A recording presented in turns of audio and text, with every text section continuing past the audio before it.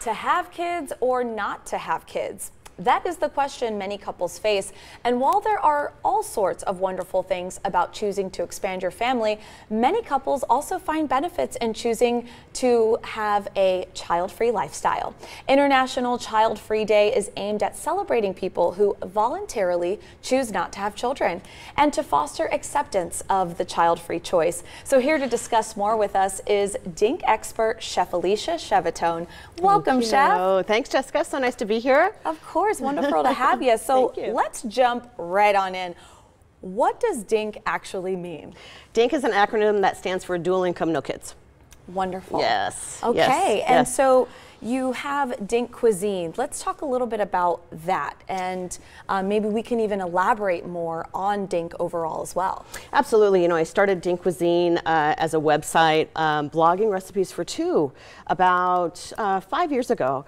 And what I really found was that my husband and I are child-free by choice, and most of the recipes that you find online or in cookbooks are all written for 6 to 8 servings. Yes. And what I was doing was I was overeating because I was preparing those recipes to a T, but I was trying to be mindful about maybe having some leftovers, but a lot of my food ended up in the trash, which means I was overcooking, I was overeating, I was overspending on food, and a lot of food waste. Right. So I really tried to, you know, just bring that home and develop recipes that worked for us, me and my husband, and that actually turned into a business for me, which has been fantastic. Wonderful, wonderful. I love to hear it. You know, it's interesting because that has been one of the things I've said multiple times.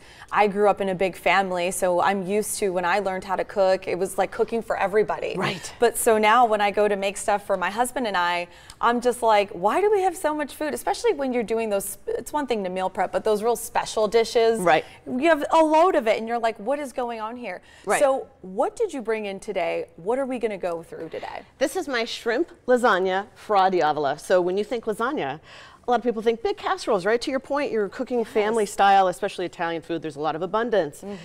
So I came up with a method to be able to cook lasagna in ramekins, just like this, and have individual portions. Yeah. And so fra diavola is the traditional spicy red sauce. And so I figured that that would pair very, very well with poached shrimp, which is kind of a nice alternative. Normally when you get pasta or you get, you know, lasagna, it's very meat forward. So I figured, you know, seafood might be a nice twist. And what's different about my recipe is that I actually make my individual lasagnas with, instead of fresh pasta, I use fresh wonton sheets. Oh my goodness. So yes, so that's what I do. And I make the filling as basic, just a ricotta filling, a little bit of egg, ricotta, mozzarella cheese, and you just put, you know, just a little layer on top, smooth it out in an even layer, a little bit of fresh parsley, some basil, and then you just sort of assemble as you typically would, put a little bit of your like poached, just layering it in, right? Yeah. Oh, wonderful. And then you put in your, so what makes my fra diavola sauce spicy is this Calabrian chili paste, which is pretty exciting. This stuff is really, really spicy. Yeah. So I recommend for every cup of marinara, 1 tablespoon of this Calabrian chili paste. And you mix it with, and you can make your own pasta sauce. I've got my pasta sauce that I make in my Italian cookbook for two. But just 1 cup of your regular pasta sauce, you can use jarred with a tablespoon of the Calabrian chili paste, and that's how you get that beautiful, spicy fra diavola sauce.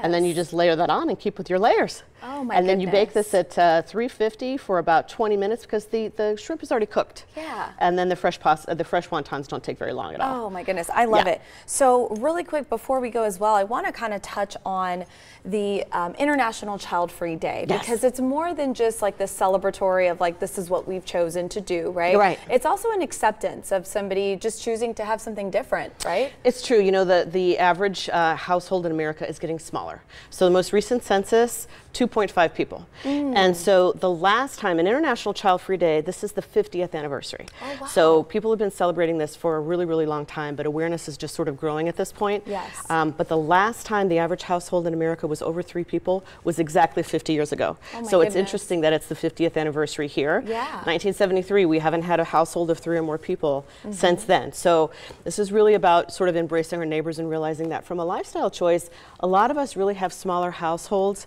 and And, you know, that just may be something that, you know, we prize and we value. Yes. Well, Chef Alicia, thank you so much for coming in this morning. This looks amazing. I love how easy you've made this too, right? Very convenient.